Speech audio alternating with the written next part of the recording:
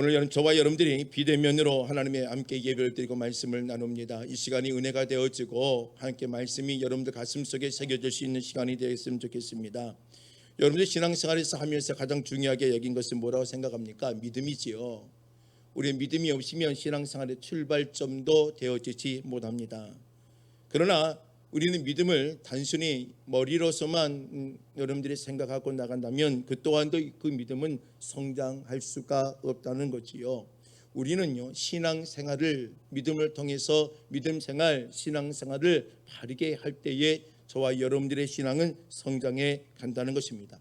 그래서 당신은 믿음 생활을 하고 있습니까? 라는 제목으로 함께 말씀을 나누려고 합니다. 코로나19로 인해서 사람들이 신앙생활을 하는 거나 믿음적인 생각과 모든 행동들이 많이 달라졌습니다. 게을러진 부분도 있고 또 약화된 부분도 있고 열정과 열심들이 사라진 부분도 있습니다. 그러나 오늘 저와 여러분들은 그래도 이런 상황 가운데서도 우리는 믿음 생활을 감당해야 되고 신앙 생활을 해야 되는 것입니다. 우리는 이럴 때일수록 세상 속에 믿음 생활, 신앙 생활의 모습들을 정확하게 보여줘야 되고 이 신앙의 모습들을 갖고 가야 되는 것입니다. 오늘 창세기 12장 1절 하나님께서 아브라함을 부르시고 하나님의 약속의 땅으로 불러가시는 모습이 기록되어 있죠. 이 모습을 통해서 과연 우리가 감당해야 될 신앙생활을 어떻게 해야 될 것인가, 또 당신들이 또 우리 믿음의 성도들이 하고 있는 믿음의 생활들은 어떠한지를 다시 한번 점검해보고 우리가 이 어려울 때일수록 신앙생활을 더욱더 열정 있게 뜨겁게 감당할 수 있는 그리스도인들이 되기를 원합니다. 그러면 이번 본문의 말씀을 통해서 1절 말씀을 보면 과연 신앙생활의 출발점이 무언가를 설명해 주고 있지요. 1절에 여호와께서 아브라함에게 이르시되 너는 너의 고향과 친척과 아버지 집을 떠나 내가 내게 보여줄 땅으로 가라라고 말하고 있습니다.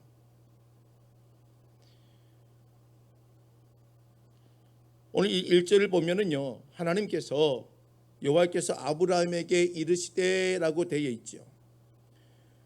주님께서는 오늘 우리 믿음의 생활의 출발점은 뭘로 시작되느냐? 하나님의 부르심으로 시작되고 있다는 것입니다.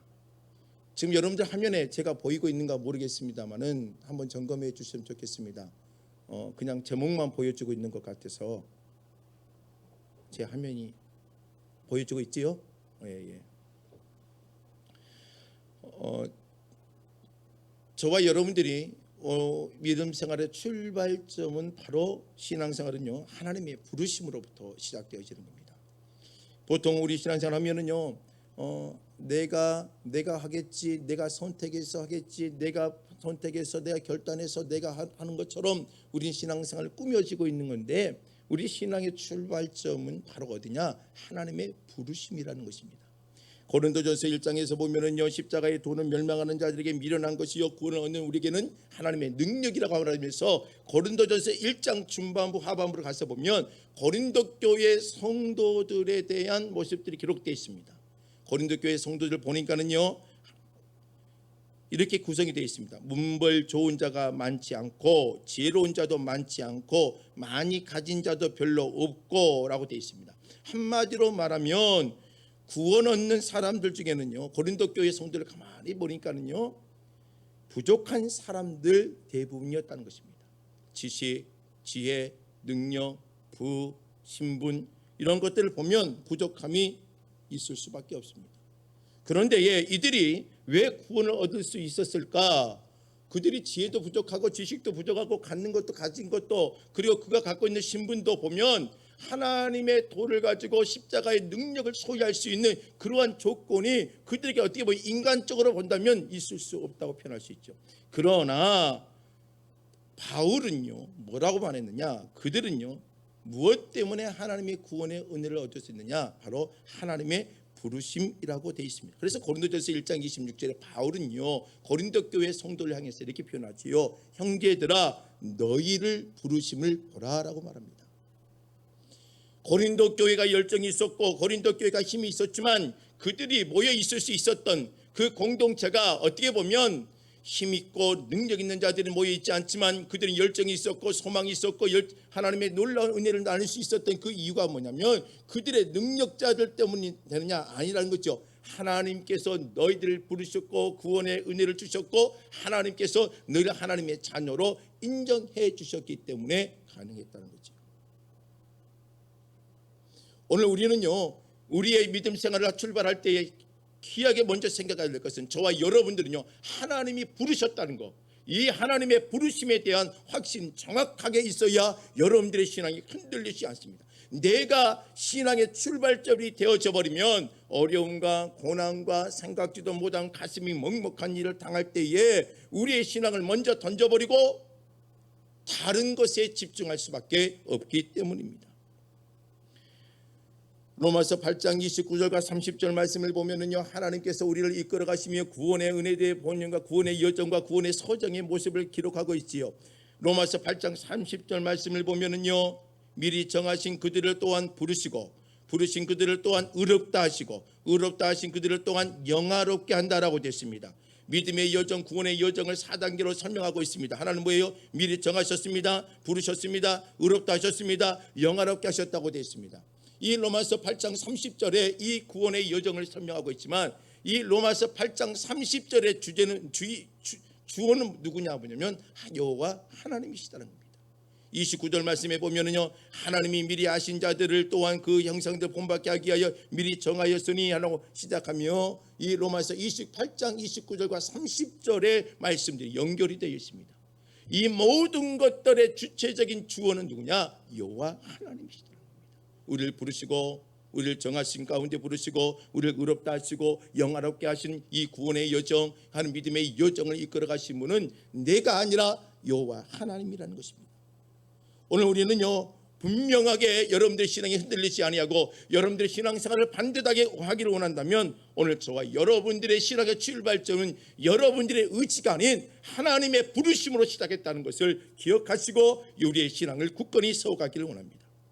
또 두 번째로는요, 우리 믿음 생활을 어떻게 해야 되느냐 보면은요, 1절 말씀에 보면 여호와께서 아브라함에게 이르시되라고 되어 있어요. 너희 고향과 친척과 아버지 집을 떠나 내가 내게 보여줄 땅으로 가라라고 되어 있습니다.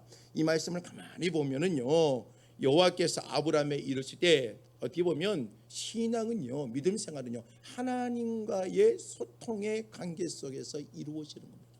아브라함이 그냥 야 갈대 우를 떠나서 우리는 그냥 가자, 그게 아니었습니다. 하나님의 음성을 듣고 하나님의 메시지를 듣고 하나님의 그 놀라운 어떤 이미지와 하나님께서 주신 어떤 그 은혜를 누리고 그 아브라함은요, 갈대아 우를 떠날 수 있는 결단을 하게 되어지죠. 신앙생활은 뭐냐? 하나님과의 영적인 소통입니다. 이사야서 41장 8절 말씀에 보면은요, 야곱을 어떻게 표현했냐면 이사야 선지자 이렇게 표현했습니다. 그러나 나의 종 너희 이스라엘아, 내가 택한 야곱아, 나의 벗 아브라함의 자손아라고 되어 있습니다. 야곱을 뭐라고 표현했냐면 나의 택한 야곱아, 나의 벗 아브라함의 자손아라고 하면서 야곱을 하나님의 친구처럼 하나님의 대화를 나눈 벗처럼 이야기를 하고 있다는 겁니다. 또 모세도 마찬가지입니다. 모세를 뭐라고 표현했느냐? 자기의 친구와 같이 이야기했다라고 표현했습니다. 모세를 주님께서 대면하는데 자기의 친구처럼 대면하며 이야기를 나눴다고 되어 있습니다. 오늘 우리에게 필요한 게 뭐냐면 신앙생활은요, 소통입니다. 누구와의 소통? 하나님과의 소통이라는 거지요. 오늘 우리는 지금 이 코로나19를 겪고 있고 많은 어려움들이 존재하고 생각의 변화들이 일어나고 행동의 변화도 있고 삶의 변화도 일어나겠지만, 그러나 이 변화 속에서도 우리는 지켜내야 될 신앙생활이 뭐냐면 하나님과의 영적인 소통이라는 것입니다. 근데 그 소통이 뭘로 이루어집니까? 봤더니 우리는 대표적으로 기도라고 생각합니다. 기도하면 하나님과 영적인 소통이 맞습니다. 기도지요. 하나님과 대화 기도지요. 그러나 진정한 소통은 뭐냐면 하나님의 말씀을 통한 하나님의 은혜입니다. 그게 뭐예요? 예배라는 거지요.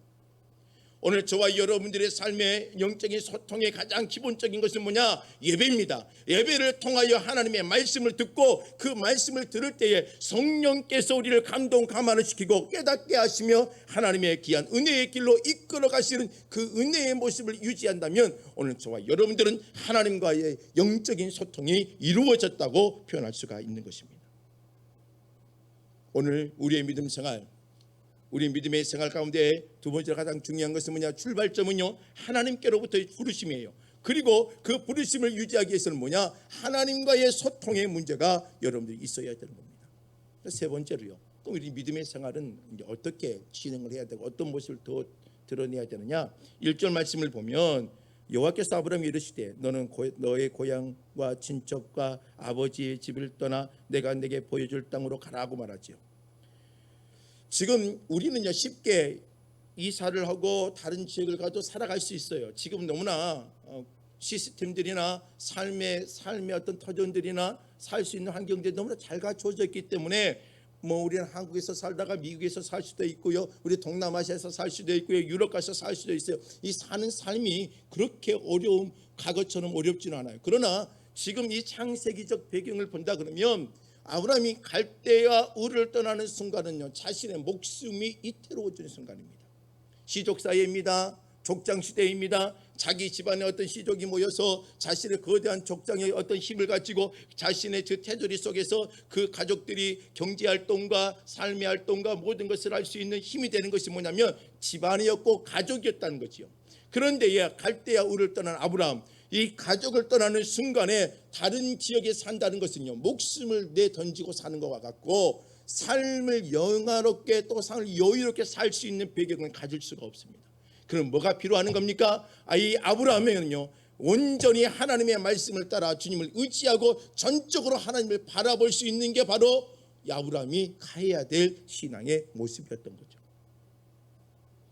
오늘 저와 여러분들 세 번째 신앙, 우리 여러분들 믿음 생활에 중요한 것은 뭐냐면 하나님께 오직 전적으로 하나님을 의지하는 겁니다. 여러분들 어떠한 문제에 큰 일이든 작은 일이든 전적으로 하나님을 붙잡고 나가는 것입니다. 이스라엘 백성들이 출애굽을 했습니다. 광야길에 40년을 삽니다. 그런데 하나님이 광야의 40년 동안에 그들은요 온전히 하나님을 바라보게 만듭니다. 영광의 쉐키나의 구름, 구름기둥과 불기둥, 그들이 성막을 칠 때마다 그 성막 위에 있는 하나님의 그 영광의 임재의 상징의 모습들을 바라보게 합니다. 왜요? 그 광야의 땅에서 먹고 사는 문제는 누구에게서부터 해결되기 때문에 하나님께로부터 해결되기 때문이죠. 신앙인 여러분들 믿음 생활 마찬가지입니다. 지금 코로나19 때문에 겪고 있는 상황, 여러분들이 어디에 눈을 두느냐에 따라 여러분들의 인생은 완전히 달라지는 겁니다. 여호와 하나님께 두시길 바랍니다. 전적으로 하나님을 의지할 때에 우리의 신앙은요 그곳에서부터의 하나님의 역사를 기록해 갈 수가 있는 것입니다. 지금 여러분들은 필요한 게 뭐냐면 상황과 환경을 보는 게 아니죠. 지금은요 어떤 일이 벌어지면은요 우리의 불평과 불만을 그곳에 다 쏟아 부으려고 다 준비가 되어 있습니다. 어떻게 보면 세상을 보고 있고 환경을 보고 사는 것이 더구나 우리는 더 민감해 있죠. 이럴 때일수록 우리는 다시 믿음 생활합니까? 신앙생활을 하고 있는 자라면 하나님을 바라보고 전적으로 하나님을 의지하며 나갈 수 있는 믿음의 길을 가시길 바랍니다. 네 번째로 믿음의 생활은요 뭐냐면 1절 말씀에 보면 이 1절이요 단순하게 보인 것 같아도 1절을 묵상하면 묵상할수록 우리에게 귀한 은혜를 주는데요. 1절 말씀을 보면 여호와께서 아브라함에게 이르시되 너는 너의 고향과 친척과 아버지 집을 떠나 내가 내게 보여줄 땅으로 가라. 이 말씀에는요 아브라함이 뭘 줬냐면 그에게 꿈을 줬고 소망을 줬고 희망을 줬습니다. 다시 말해 비전이라는 것을 줬다는 거죠. 내가 가야 될 땅, 하나님께서 나에게 지시해 줄 그 땅을 바라보며 움직여가고 있는 것입니다. 여러분 우리는 신앙인들은요 신앙인의 모토가 하나 있어야 됩니다. 그게 뭐냐면 위대한 비전이 위대한 인생을 만들었다. 하나님의 나라의 비전과 꿈이 여러분들이 그 꿈이 여러분들의 삶의 주된 목적이 되어지고 본질이 되어지면 여러분들의 인생 자체가 위대해지고 하나님 귀하게 사용되어져 간다는 겁니다. 빌립보서 2장 13절 가서 말씀을 보면은요 너희 안에 행하시는 하나님이시니 자기의 기쁘신 뜻을 위하여 너희에게 소원을 두고, 자 하나님의 기쁘신 뜻을 이루기 위하여 우리의 마음에 뭘 준다고요? 하나님의 소원, 하나님의 귀한 꿈, 하나님에 대한 비전을 두고 우리를 어떻게 한다? 행하게 한다라고 되어 있습니다.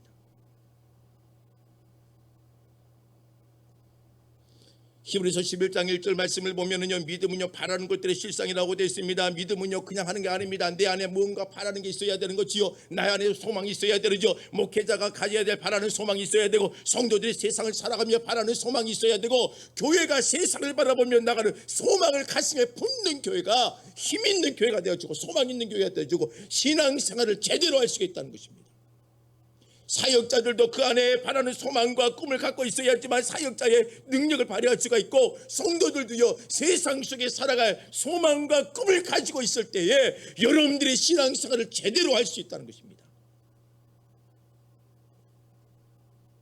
비대면이 있지만, 아니요, 코로나19를 겪고 있고 올해도 이런 상황이 끊임없이 반복이 되겠지만, 오늘 우리는 신앙생활을 제대로 하십시다. 신앙생활을 제대로 하고 하나님을 전적으로 의지하고 나를 불러주신 그 하나님의 은혜를 누리고 살아갈 수 있는 믿음의 백성들이 되시길 바랍니다. 마지막으로요, 3절 말씀을 보면 아브라함이 하나님께서 어떤 은혜를 줍니까? 너를 축복하는 자에게는 내가 복을 내리고 너를 저주하는 자에게는 내가 저주하리니 땅의 모든 족속이 너로 말미암아 복을 얻을 것이라. 이 말은요, 아브라함아 네 가라, 내가 내 편이 되어주겠다는 말입니다. 내가 너를 지키고 너를 보호해 주겠고 너를 통하여 하나님의 축복의 통로가 되겠고. 아브라함이 축복을 주는 자가 아니에요. 아브라함이 축복과 저주를 주는 자가 아닙니다. 아브라함은요 아무 힘없는 피조물이고 연약한 어떤 인간이고, 문제가 발생하면 연약한 모습을 보일 수밖에 없는 아브라함이에요. 그러나 그 아브라함의 편에 누가 있느냐? 여호와 하나님이 있다는 거죠. 오늘 우리 신앙생활 하면서 가장 힘이 되는 것은 뭐냐면, 사람이 내 편이 아닙니다. 돈이 내 편이 아닙니다. 오늘 우리에게 우리 편이 되어주신 여호와 하나님을 의식하고 살아가는 거에 오늘 저와 여러분들에게는 하나님의 귀한 은혜라는 것입니다. 자, 아브라함이 갔는데요, 그 땅에 기근이 왔어요. 그러니까 아브라함이 주님이 주신 약속의 땅에 갔더니 기근이 맞았어요. 그 기근도 너무나 감당할 수 없는 기근이잖아요. 그러니까 그가 물이 있는 곳과 사람이 살 곳을 찾아가죠. 어딜 찾아갑니까? 애굽을 찾아가게 되죠. 애굽을 찾아가면서 자신의 아내가 너무나 아름다웠기 때문에 뭐라고 속이죠? 누이라고 속입니다. 그러나 그 아내가 어때요? 하나님께서 아브라함과 그 아내를 통하여서 하나님의 그 열방 열국의 아비와 열국의 어미의 하나님의 은혜의 사건을 만들어 가기 위해서라면 그 아내가 어때요? 더러워지거나 그 아내가 무너지면 안 되잖아요. 그런데 하나님께서 그 와중에서도 아브라함의 잘못된 실수와 허점 속에서도 하나님께서 어때요? 아브라함을 지키시며 인도해 가시는 구원의 손길이 있는 거죠.